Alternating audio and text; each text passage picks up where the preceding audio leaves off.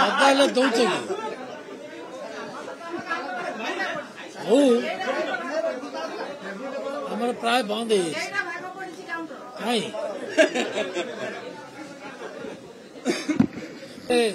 ଏବେ ଯୋଉ ପ୍ରମିଳା ବାପା କହୁଥିଲେ ସେ କହୁଛନ୍ତି ବାଇଟ୍ ଦଉଛନ୍ତି କିନ୍ତୁ ଭିତରେ ଯୋଉ କୋହ ଅଛି ତାଙ୍କର ସେଇଟା ସେ ପ୍ରକାଶ କରିପାରୁନାହାନ୍ତି। ତାଙ୍କର ନେତା ଦିଲ୍ଲୀରେ ଇଏ ଏଇଟା ସବୁ ଏପଟ ସେପଟ ହଉଛନ୍ତି। ୟାଙ୍କ ଦୁଃଖ ବୁଝିବା ପାଇଁ କିଏ ନାହିଁ। କିଏ ହଜିଲେ କି ଗଲେ କି ରହିଲେ ସେ କଥା ବୁଝିବା ପାଇଁ କିଏ ନାହିଁ। କଣ ନା 7 ଦିନ ଧରି ହାଉସ୍ ବନ୍ଦ କରିବ ଏହା ତ ନିଷ୍ପତ୍ତି କରିଛନ୍ତି।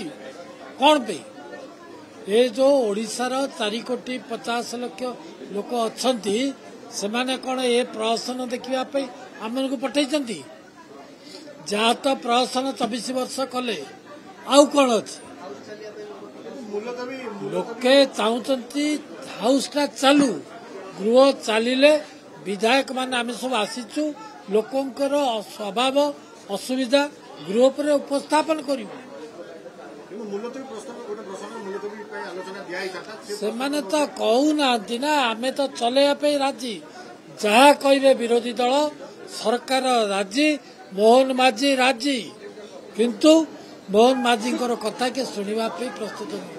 ସେମାନେ ଚାହୁଁଛନ୍ତି ଯେ ହାଉସ୍ ଚାଲିଲେ ମୋହନ ମାଝୀ ଯୋଉ ଯେତେ ଦିନ ଏବେ ପ୍ରିୟ ପାତ୍ର ହେଇଛନ୍ତି ଓଡ଼ିଶା ଲୋକମାନେ ଯେତିକି ଭଲ ପାଉଛନ୍ତି ତାଠାରୁ ଆହୁରି ଅଧିକ ଭଲ ପାଇବେ। ଯେହେତୁ ସେମାନେ ସାର କଥା ଉଠାଉଥିଲେ ସାର ବର୍ତ୍ତମାନ ପ୍ରତି ଗାଁରେ ପହଞ୍ଚି ଯାଇଛି ପ୍ରତି ଜାଗାରେ ପହଞ୍ଚି ଯାଇଛି। ତାଙ୍କ ପାଖରେ ଆଉ କହିବା ପାଇଁ କିଛି ନାହିଁ। ଆଜ୍ଞା ଏବେ କଂଗ୍ରେସ ଦଳ ଦେଇଛି ଅନାସ୍ଥା ପ୍ରସ୍ତାବ। ବିଜେଡି ଆପଣ ଜାଣିଥାନ୍ତୁ ଆଜି କହିକି ରଖୁଛି କେବେ ହେଲେ କଂଗ୍ରେସକୁ ସମର୍ଥନ ଦେବ ନାହିଁ। କାରଣ 95 ମସିହା 90ରୁ 95 ମସିହା ଜନତା ଦଳର ସରକାର ଥିଲା ବିଜୁ ପଟ୍ଟନାୟକର ସରକାର ଥିଲା। ସେହି ସମୟରେ ଯେତେବେଳେ ବିଜୁ ପଟ୍ଟନାୟକ ସରକାରରୁ ଗଲେ କଂଗ୍ରେସ ସରକାର ଆସିଲା ବିଜୁ ପଟ୍ଟନାୟକ ନାଁରେ ପରେ ମାନେ ଭିଜିଲାନ୍ସ କେସ୍ କରିଥିଲେ। ତାଙ୍କୁ ପୁରା ବାନ୍ଧିବା ପାଇଁ ସବୁ ପ୍ରକାର ଯୋଜନା କରିଥିଲେ ଏ କଂଗ୍ରେସ ଦଳ ବାଲା। ବିଜେଡି କଣ ସେଇଟା ଭୁଲିଗଲାଣି?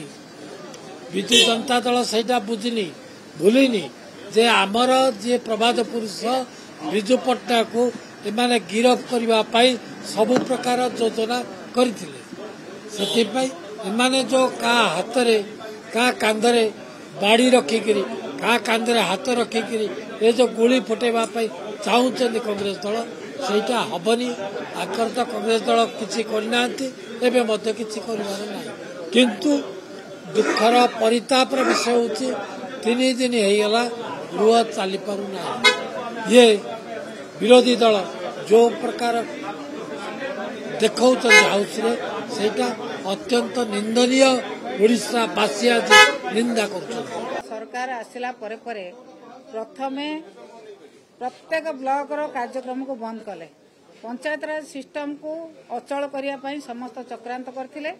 ଏବେ ଅଚଳ କରିଛନ୍ତି ଏକ ଆଡଭାଇଜରୀ କରିକି ସେ ଅଚଳ କରିଛନ୍ତି। ଅର୍ଡର ଦେଇଛନ୍ତି ଯେ ଆମେ କୌଣସି କ୍ଷମତା ରଖିବୁନୁ ଚେୟାରମ୍ୟାନ ମାନଙ୍କର ସରପଞ୍ଚ ମାନଙ୍କର ଜିଲ୍ଲା ପରିଷଦ ଚେୟାରମ୍ୟାନ ମାନଙ୍କର ଜିଲ୍ଲା ପରିଷଦ ମେମ୍ବର ମାନଙ୍କର। ଏ ଏକ ଦୁର୍ଭାଗ୍ୟଜନକ କଥା। ଯେଉଁମାନେ ଜନପ୍ରତିନିଧି ପଞ୍ଚାୟତରୁ ୱାର୍ଡ ମେମ୍ବର ସ୍ତରରୁ ଏବଂ ପଞ୍ଚାୟତର ସାଧାରଣ ଲୋକଙ୍କ ପାଖରୁ ନିର୍ବାଚିତ ହୋଇକି ବ୍ଲକକୁ ଆସିଛନ୍ତି ପଞ୍ଚାୟତକୁ ଆସିଛନ୍ତି ତାଙ୍କର କ୍ଷମତାକୁ ହ୍ରାସ କରିବା ଏକ ଦୁର୍ଭାଗ୍ୟଜନକ କଥା। ଆମର ଦାବି ହେଉଛି ଏ ଅର୍ଡର ଯେଉଁ ସରକାର କରିଛନ୍ତି ସେ ଅର୍ଡରକୁ ବାତିଲ କରନ୍ତୁ ଏବଂ ଯେଉଁଭଳି ଭାବରେ ଚେୟାରମ୍ୟାନ ଭାଇସ୍ ଚେୟାରମ୍ୟାନ ଜିଲ୍ଲା ପରିଷଦ ଏବଂ ସରପଞ୍ଚ ମାନଙ୍କର କ୍ଷମତା ଥିଲା ତାଙ୍କୁ ପୁନଃ ସେହି କ୍ଷମତା ପ୍ରଦାନ କରାଯାଉ। ନଚେତ ଲୋକପ୍ରତିନିଧି ମାନଙ୍କର ତ୍ରିସ୍ତରୀୟ ଲୋକପ୍ରତିନିଧି ମାନଙ୍କର କୌଣସି କ୍ଷମତା ରହିବ ନାହିଁ ଏବଂ ସାଧାରଣ ଲୋକଙ୍କର କାମ କରିବାର କିଛି ସୁଯୋଗ ରହିବ ନାହିଁ। ତାଙ୍କର ଆନ୍ତରିକତା ରହିବ ନାହିଁ ସାଧାରଣ ଲୋକଙ୍କର କାମ କରିବା ପାଇଁ। ତେଣୁ ସରକାରଙ୍କୁ ଅନୁରୋଧ ଯେତେ ଶୀଘ୍ର ପାରୁଛନ୍ତି ଯେଉଁ ଅର୍ଡର କରିଛନ୍ତି समस्त क्षमता को हास कर केवल विडीओ पाखे क्षमता ठूल कर से क्षमता को विकेन्द्रीकरण कर जो भाव में आगुरी विकेन्द्रीकरण होता से भाव में विकेन्द्रीकरण कर समस्त क्षमता दि जाऊ चेयरमैन वाइस चेयरमैन जिला परिषद सरपंच मान जो क्षमता थिला से पुणी क्षमता दि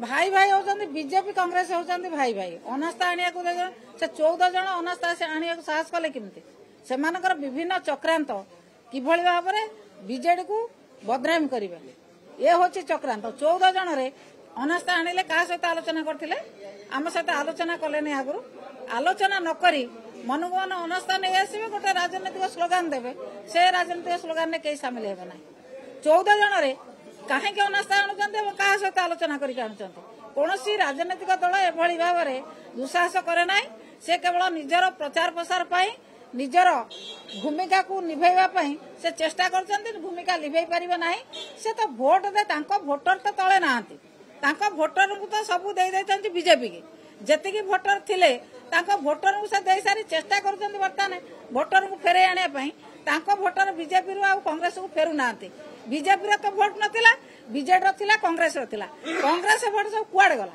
कांग्रेस भोट तो सब बीजेपी की जाइए जिते चेष्टा कले ये भोट दे सारिके ये जिते चेष्टा कले आउ भोट फेरु ना जिते प्रकार चक्रांत कले भोट आसब ना कि से नेता को चेष्टा कले नेता हो पारे ना मद दुकान 70टा खोल राज्य मदमुक्त हे ना जो बीजेडी गवर्नमेंट था से बीजेपी कहला संपूर्ण भाव मदमुक्त करने कौन है विधानसभा इलेक्शन पूर्व साधारण निर्वाचन पूर्व बीजेपी स्लोगान देथिला कौन ना ओडिया माटीर सेवा करिवो ओडिया अस्मिता निशामुक्त ओडिशा ये निशामुक्त ओडिशा करूचंती कि कौन निशा युक्त करूचंती आपण माने देखंतु जो भली भाव में कथा कह के आसीथिले से कार्य रे किछि करूनांती निशामुक्त करिवे याड कहउचंती हम सेवा सप्ताह पालन करूछु एवं निशामुक्त भारत तयारी करूछु देखला बेलको ओडिशा रे 2टा मद फैक्ट्री करचंती 70टा काउंटर करचंती एथिरे केवल महिला माने बेसी क्षतिग्रस्त हेबे एवं जो माने गरीब श्रेणी लोक मैंने बेसी क्षतिग्रस्त हे